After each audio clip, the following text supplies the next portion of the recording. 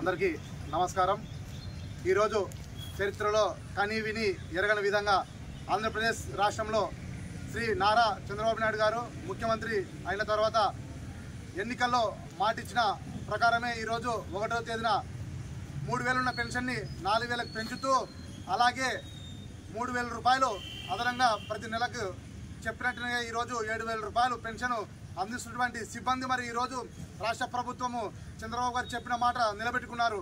ఎందుకంటే మనం గతంలో కూడా చూసాము, చంద్రబాబు గారు ఏదైనా మాట ఇచ్చారంటే మాట ఖచ్చితంగా నిలబెట్టుకునే వ్యక్తి। మరి అదేవిధంగా ఈరోజు మొట్టమొదటిగా పెన్షన్ల విధానంలో మాట నిలుపుకున్న వ్యక్తి చంద్రబాబు గారు।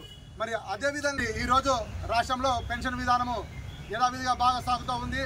అదేవిధంగా కోడుమూరు నియోజకవర్గంలో టీడీపీ సీనియర్ నాయకులు డి విశ్వనాథ్ రెడ్డి గారు అలాగే ఎమ్మెల్యే బొగ్గుల దస్తగిరి గారి ఆధ్వర్యంలో కోడుమూరు నియోజకవర్గంలో 4 మండలాలు కూడా చాలా బాగా జరుగుతూ ఉంది।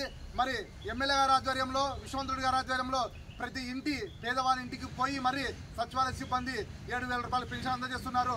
మరి అదేవిధంగా విశ్వనాథ్ రెడ్డి గారికి ఎమ్మెల్యే గారు కూడా ధన్యవాదాలు తెలుపుకుంటూ ఈ అవకాశం ఇచ్చిన మీ అందరికీ నమస్కారం చేసుకుంటూ